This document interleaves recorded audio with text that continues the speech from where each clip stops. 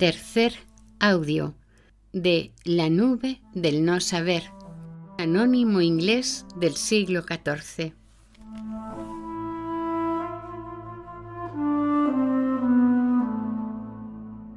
Libro de la contemplación llamado La nube del no saber, que trata de esa nube en la que el alma se une a Dios.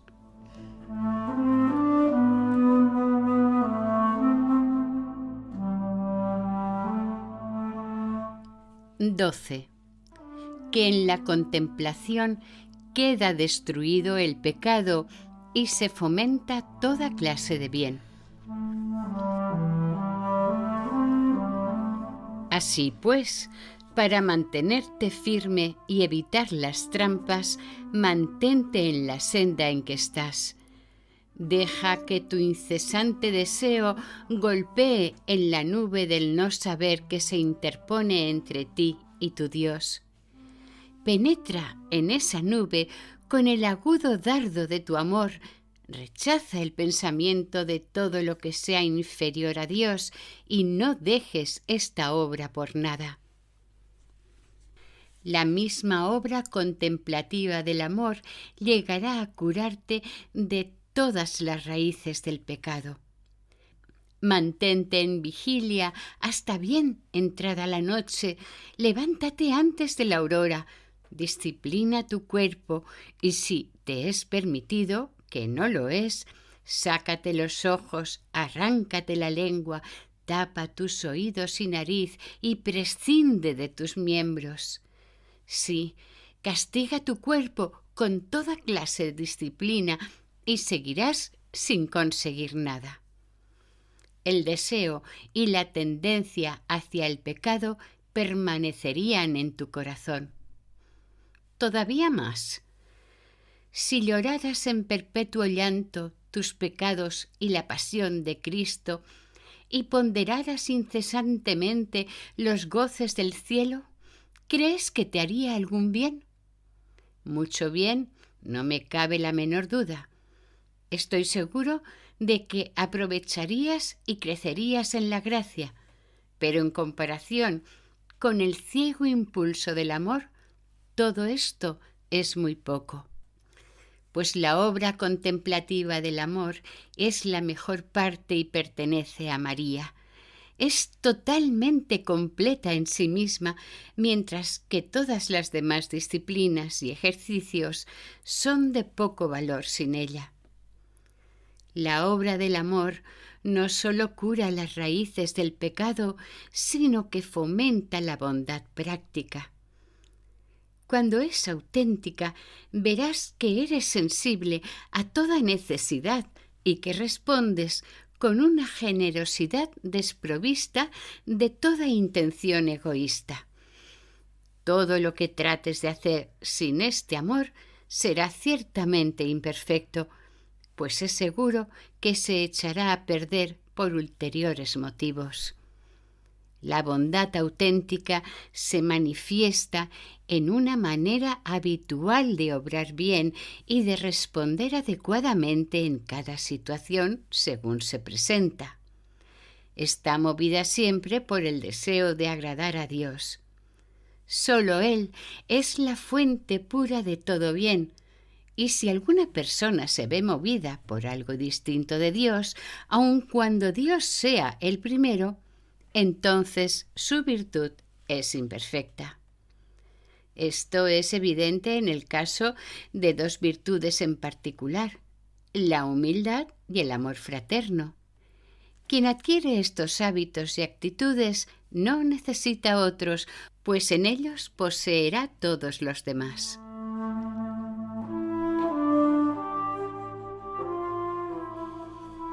Capítulo 13. De la naturaleza de la humildad, cuándo es perfecta y cuándo es imperfecta.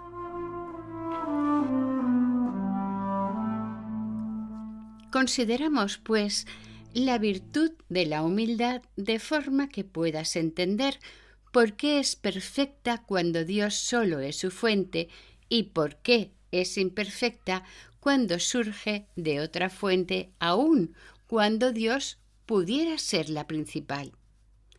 Trataré de explicar primero lo que es la humildad en sí misma y después será más fácil captar la diferencia. Un hombre es humilde cuando permanece en la verdad con un conocimiento y apreciación de sí mismo tal cual es. Y de hecho, cualquiera que se vea y experimente tal como real y verdaderamente es, no tendrá dificultad alguna en ser humilde, pues dos cosas le parecerán muy claras. En primer lugar, verá claramente la degradación, miseria y flaqueza de la condición humana fruto del pecado original. De estos efectos del pecado original, el hombre nunca se verá totalmente libre en esta vida por santo que llegue a ser. En segundo lugar, tendrá que reconocer la bondad trascendente de Dios tal como es en sí mismo y en su rebosante y superabundante amor hacia el hombre. Ante tan gran bondad y amor, la naturaleza tiembla, los sabios tartamudean como locos y los ángeles y santos quedan cegados por su gloria. Tan abrumadora es la revelación de la naturaleza de Dios que si su poder no lo sostuviera, no me atrevo a pensar qué sucedería. La humildad engendrada por este conocimiento espiritual de la bondad y del amor de Dios la llamo perfecta, porque es una actitud que el hombre mantendrá incluso en la eternidad.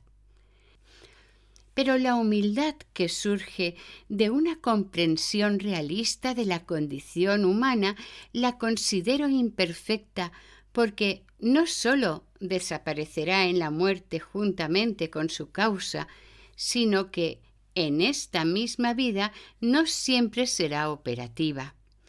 Pues a veces las personas muy avanzadas en la vida contemplativa pueden recibir de Dios tal gracia que de repente se sientan totalmente fuera de sí mismas y sin pensar o preocuparse por si son santas o pecadoras. Los contemplativos, ya adelantados, pueden experimentar esto con mayor o menor frecuencia según la sabiduría de Dios, pero en cualquier caso, a mi juicio, es un fenómeno pasajero. Durante este tiempo, sin embargo, aunque pueden perder todo interés o preocupación por sus pecados o virtudes, no pierden el sentido del inmenso amor y bondad de Dios y, por tanto, tienen humildad perfecta. Por otra parte, si el motivo es operativo, aunque sea de modo secundario, solo tienen humildad imperfecta. No estoy sugiriendo, sin embargo, que se dé de lado el primer motivo. No quiera Dios que me entiendas mal, pues estoy convencido de que las dos cosas son provechosas y necesarias en esta vida.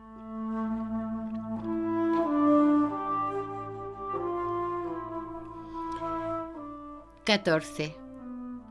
Que en esta vida la humildad imperfecta ha de preceder a la perfecta.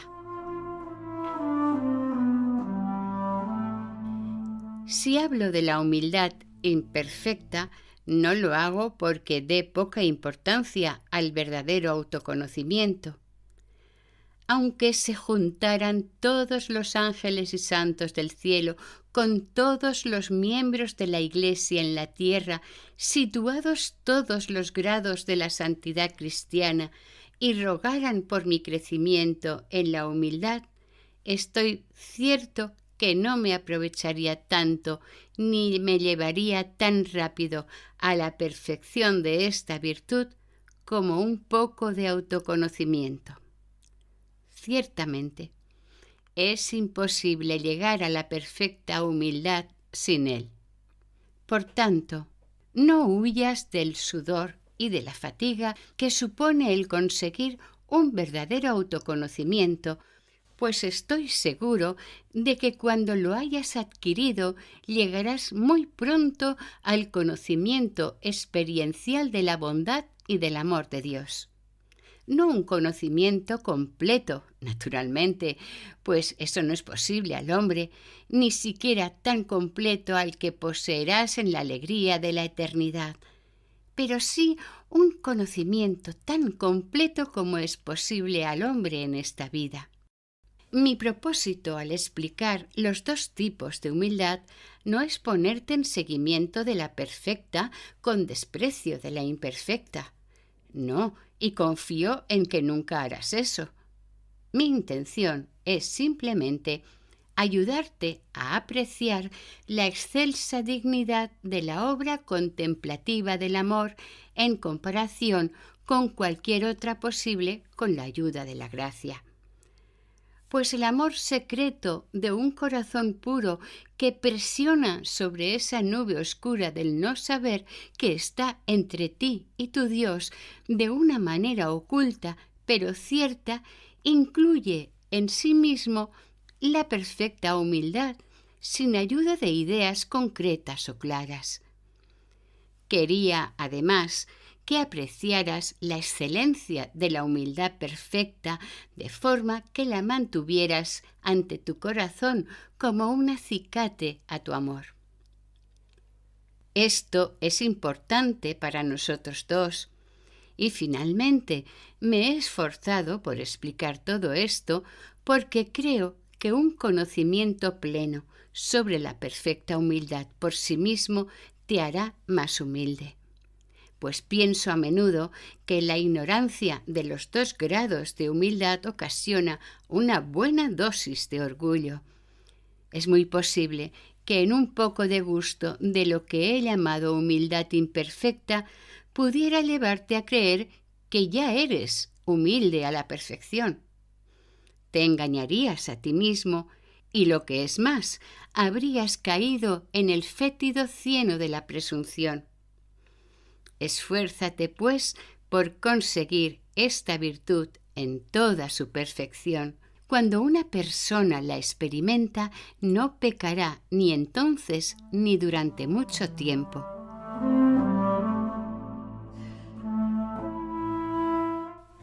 Capítulo 15. Una prueba de que los que piensan que el motivo más perfecto de la humildad es la comprensión de la bajeza del hombre están en un error.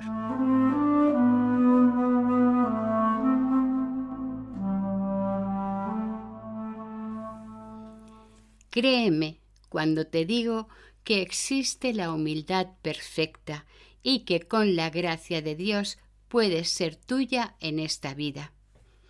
Insisto en esto porque algunos enseñan erróneamente que no existe mayor humildad que la ocasionada por el pensamiento de la desdichada condición humana y el recuerdo de la vida pecadora del pasado.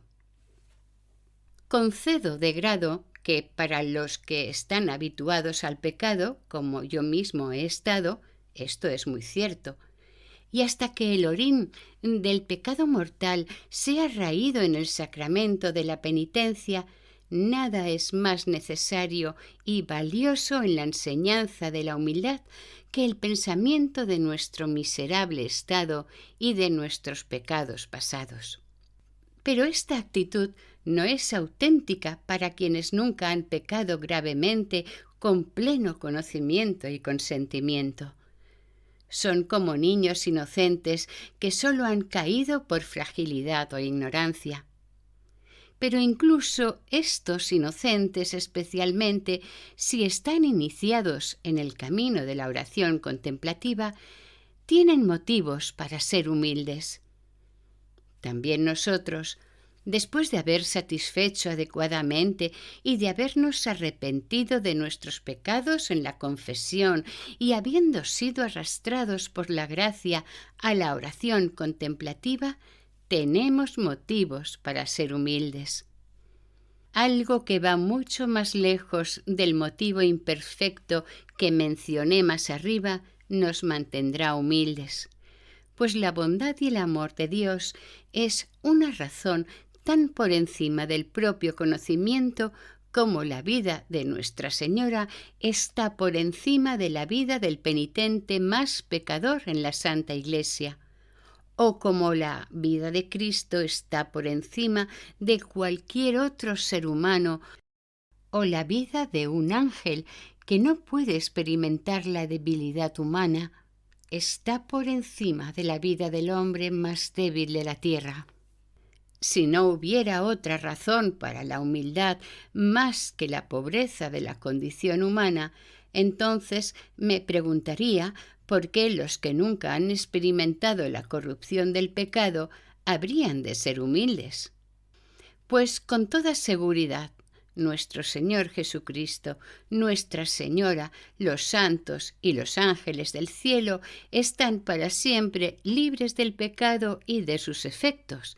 Sin embargo, nuestro Señor Jesucristo mismo nos llama a la perfección de toda virtud en el Evangelio cuando dice que debemos ser perfectos por gracia como Él lo es por naturaleza. Y así, este mandamiento ha de incluir la virtud de la humildad.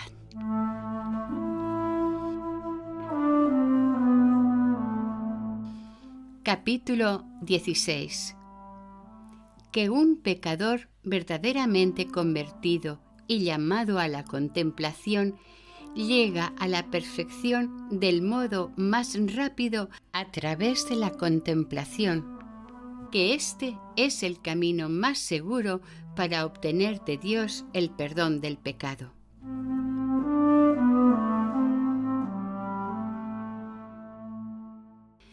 No importa que el hombre haya pecado mucho, ya que puede arrepentirse y enmendar su vida.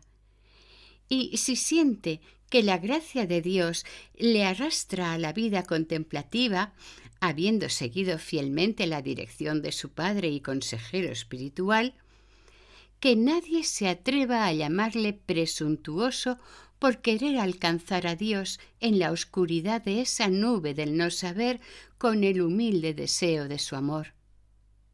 ¿No dijo nuestro Señor a María, que representa a todos los pecadores arrepentidos llamados a la contemplación, tus pecados te son perdonados?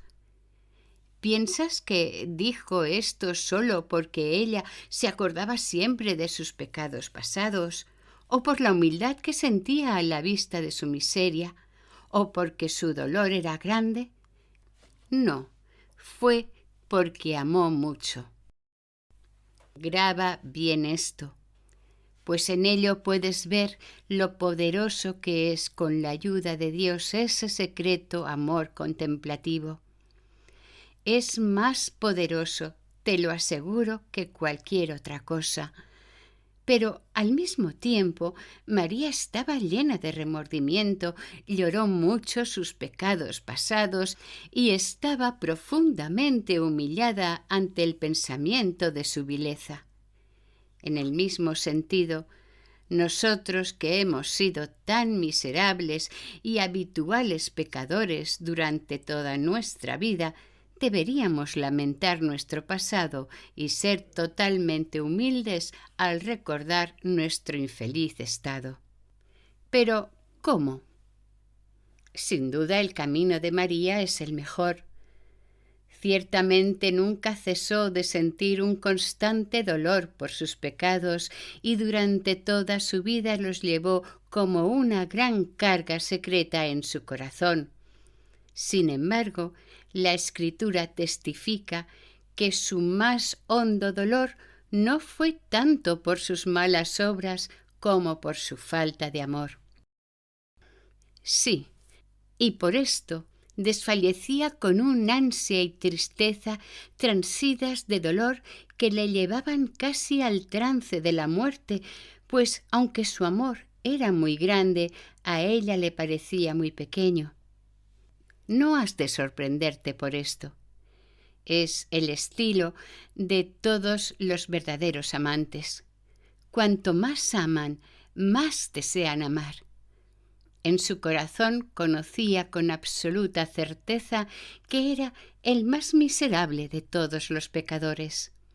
Se daba cuenta de que sus malas obras le habían separado del Dios a quien tanto amaba, y por eso mismo desfallecía ahora, enferma como estaba por su falta de amor. ¿Y qué hizo?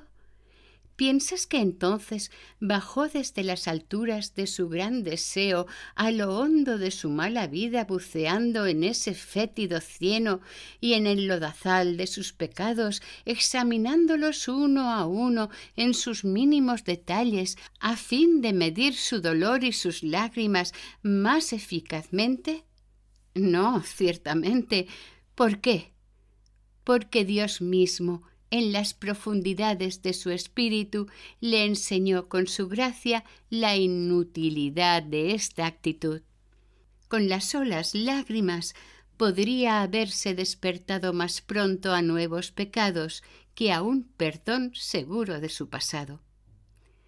Por eso dirigió apresuradamente su amor y deseo hacia esa nube del no saber y aprendió a amarle, sin verle a la clara luz de la razón, ni sentir su presencia en el goce sensible de la devoción. Tan absorta estaba en el amor que con frecuencia olvidaba si había sido pecadora o inocente. Sí, pienso que se enamoró tanto de la divinidad del Señor que apenas se daba cuenta de la belleza de su presencia humana cuando estaba sentado junto a ella, hablando y enseñando. Por el relato evangélico se diría que llegó a olvidarse de todo, tanto de lo material como de lo espiritual.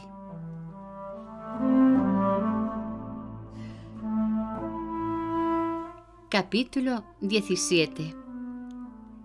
Que un verdadero contemplativo no ha de mezclarse en la vida activa, ni preocuparse de lo que está a su alrededor, ni siquiera defenderse contra los que le critican.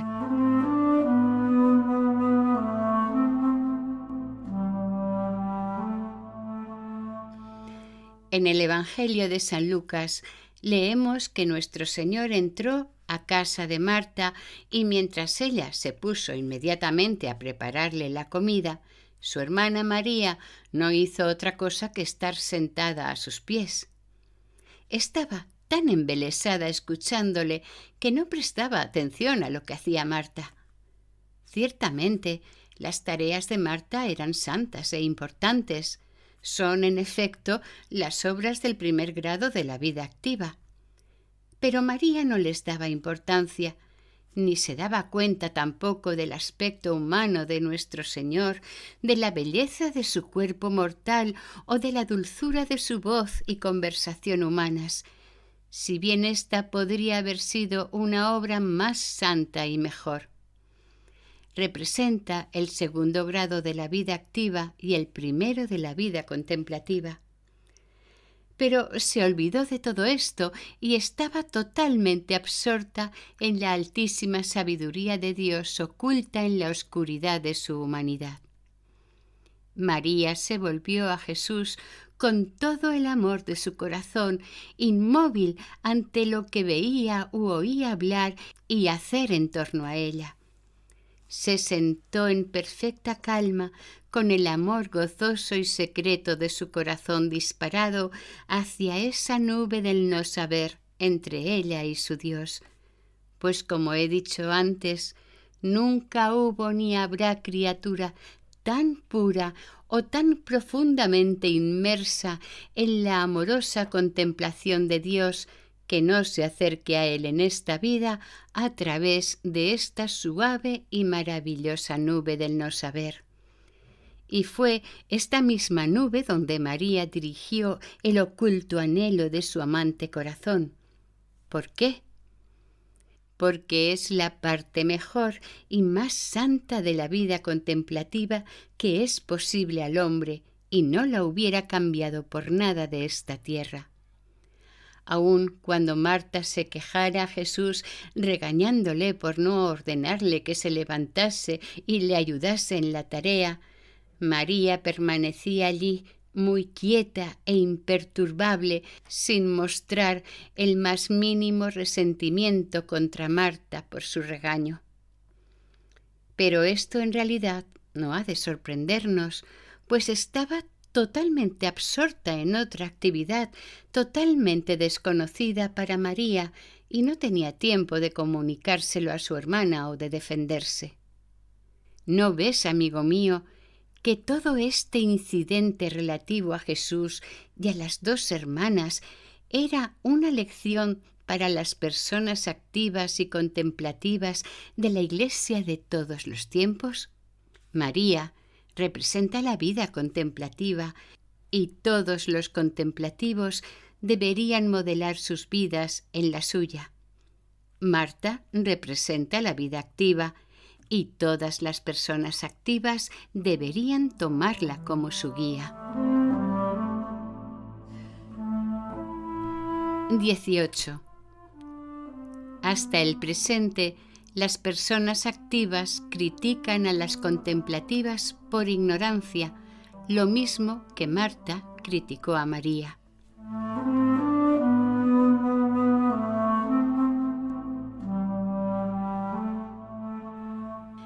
Así como Marta se quejó de María, de la misma manera, en todo tiempo, las personas activas se han quejado de las contemplativas.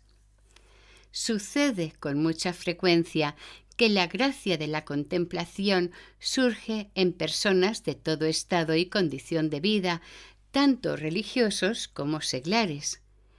Pero cuando después de bucear en su propia conciencia y buscar un consejo seguro, deciden consagrarse de lleno a la contemplación, su familia y sus amigos descargan sobre ellos una tormenta furiosa de crítica, tachándolos severamente de vagos. Estas personas desenterrarán toda clase de chismes horribles, verdaderos o falsos, en torno a aquellos que emprendieron esta forma de vida y acabaron con terribles males. Con toda seguridad, no tienen nada bueno que contar. Es cierto que muchos que aparentemente habían dejado las vanidades mundanas siguieron después malos caminos. Existe siempre ese peligro. Estas personas, que deberían haber entrado al servicio de Dios como contemplativos, terminaron siendo esclavos del demonio y contemplativos del diablo, porque rehusaron escuchar el consejo de los auténticos guías espirituales. Se convirtieron en hipócritas o herejes y cayeron en delirios o perversidades que les llevaron a difamar la Santa Iglesia. Dudo si proseguir en torno a esto ahora por miedo a oscurecer nuestro tema. Pero después, Dios mediante, si veo que es necesario, te diré algunas de las causas y circunstancias de su caída. Dejemos por el momento el tema y sigamos con nuestro argumento.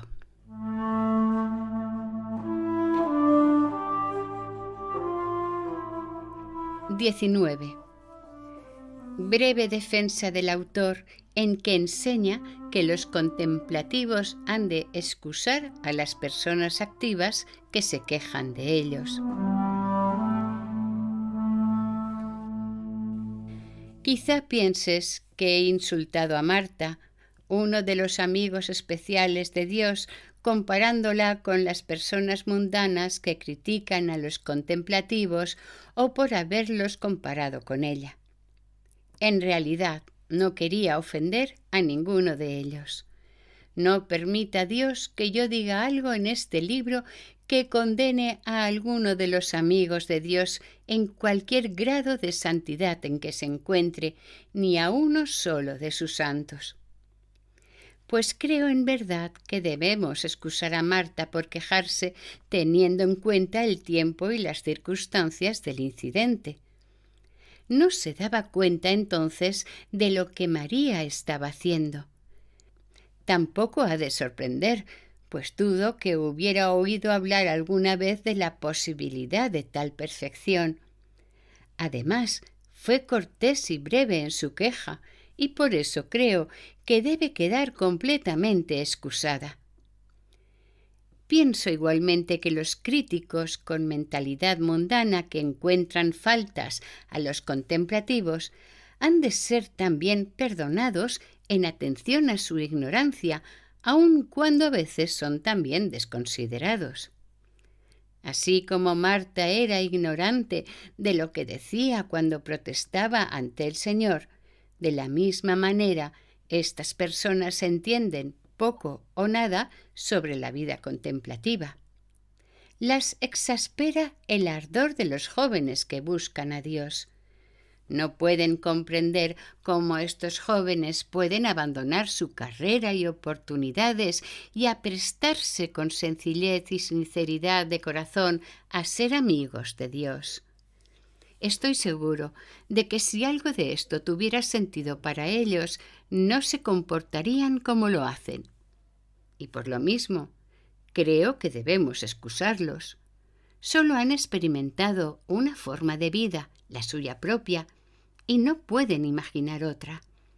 Por otra parte, cuando recuerdo los caminos en que he fracasado por ignorancia, pienso que debo ejercer una amable tolerancia hacia los demás.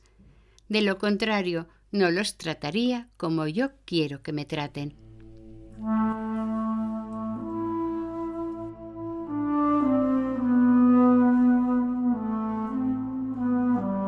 Fin del tercer audio. La nube del no saber. Anónimo inglés del siglo XIV.